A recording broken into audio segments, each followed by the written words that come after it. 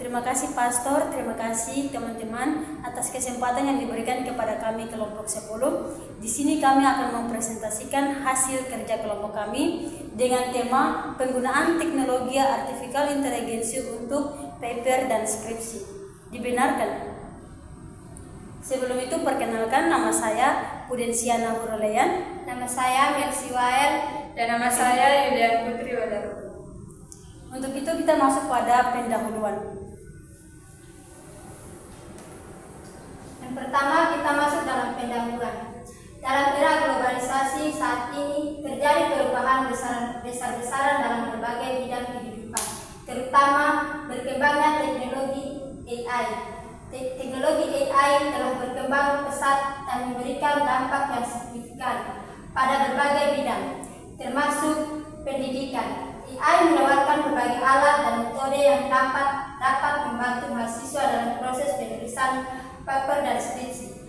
Alat-alat ini menawarkan berbagai manfaat seperti efisiensi dalam pengumpulan data, meningkatkan kualitas penulisan, dan dukungan dalam analisis data. Namun penggunaan AI dalam konteks akademis ini memunculkan pertanyaan penting. Apakah penggunaan AI dalam penulisan paper dan skripsi dibenarkan? Yang berikut kita masuk dalam pembahasan. Artificial intelligence atau dalam bahasa Indonesia dikenal sebagai kecerdasan buatan adalah cabang ilmu komputer yang bertujuan untuk mengembangkan sistem dan mesin mampu melakukan tugas yang biasanya memerlukan kecerdasan manusia. Yang berikut dengan kata lain, AI disebut sebagai kecerdasan buatan adalah bidang ilmu komputer yang bertujuan untuk membuat sistem komputer dapat meniru kemampuan intelektual manusia. AI memungkinkan komputer untuk belajar dari pengalaman, mengidentifikasi pola, membuat komputer, dan menyelesaikan tugas-tugas kelompok. Termasuk pada bagian yang kedua, yaitu beberapa manfaat dari AI sebagai berikut. Yang pertama, mengurangi potensi kesalahan. Jadi, AI dapat mengurangi potensi kesalahan yang disebabkan oleh kelainan manusia. Karena AI merupakan teknologi komputer yang tidak dapat memiliki kelainan seperti manusia. Karena AI dapat menyelesaikan berbagai macam tugas dalam waktu yang singkat.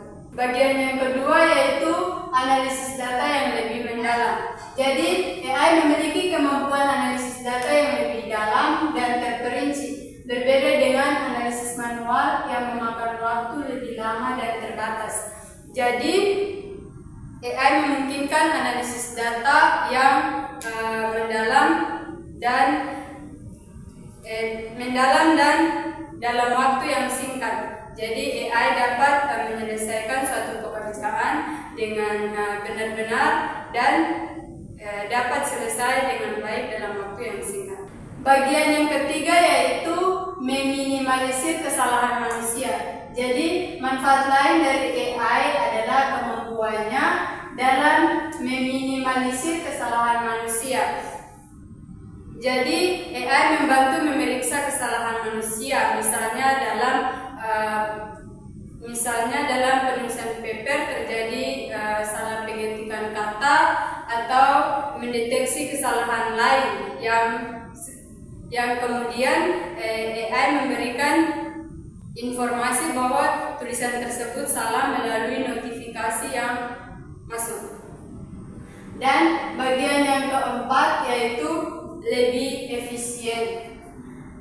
Jadi penggunaan teknologi AI membawa efisiensi yang signifikan. Artinya bahwa AI mampu menyelesaikan berbagai jenis tugas yang besar. Yang kelima yaitu menghemat waktu. Jadi keberadaan AI sangat berperan dalam menghemat waktu. Misalnya pekerjaan-pekerjaan yang biasanya dilakukan manusia, seperti tenaga medis yang menyusun begitu banyak laporan, dan juga pekerjaan-pekerjaan lain yang sangat membutuhkan waktu panjang,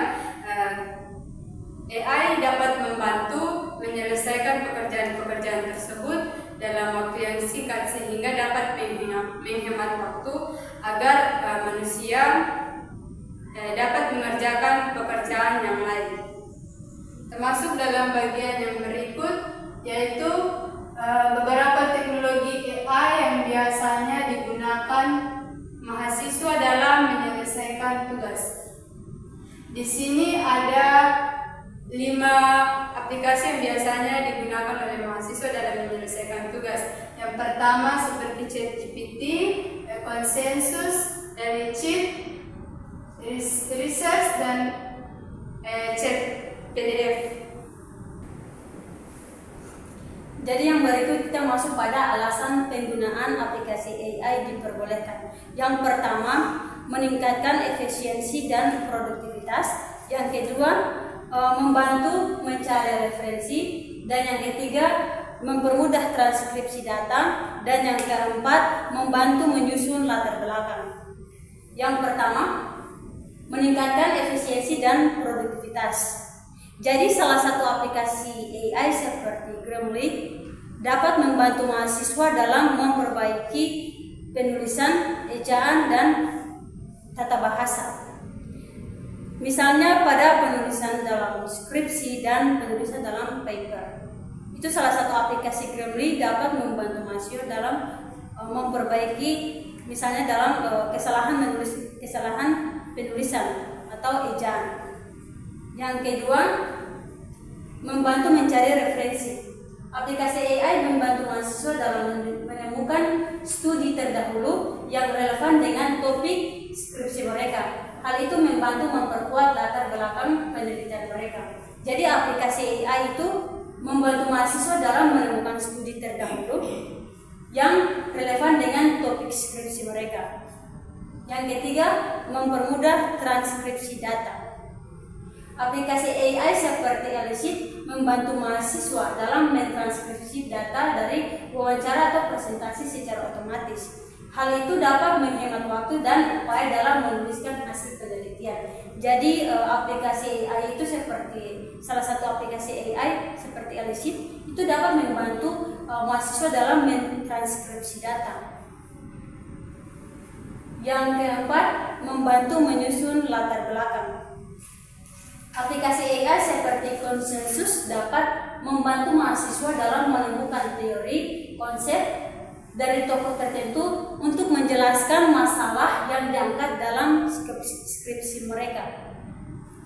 Jadi aplikasi AI seperti Consensus itu dapat membantu mahasiswa untuk menemukan teori atau konsep dari tokoh-tokoh tertentu yang diangkat dalam skripsi mereka.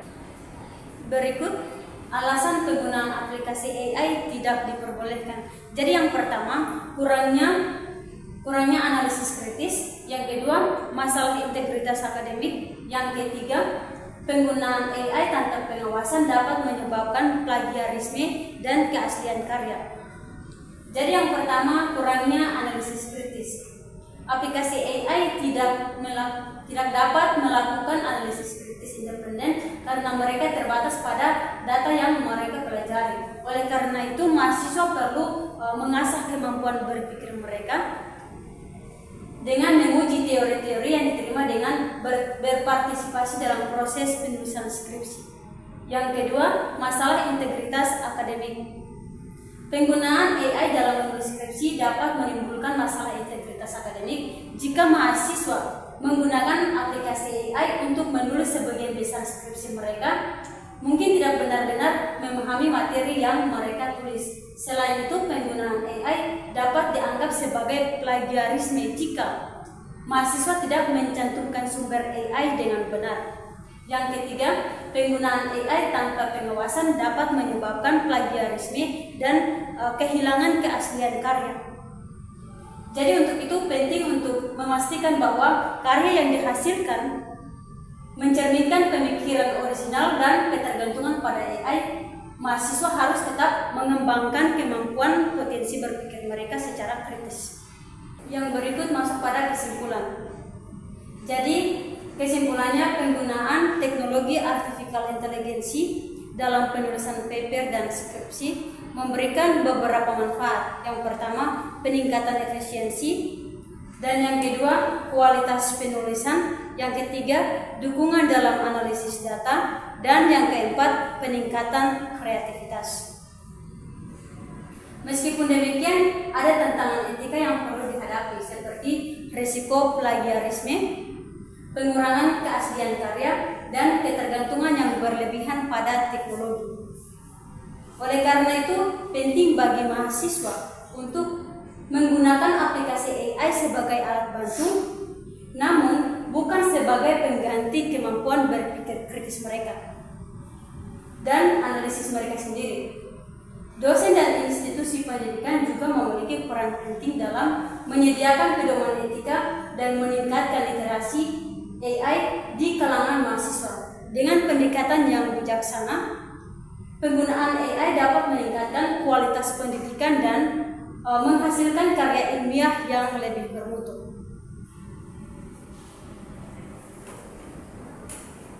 Sekian dari kami kelompok 10. Jika ada salah kata, kami mohon maaf. Terima kasih. Terima kasih.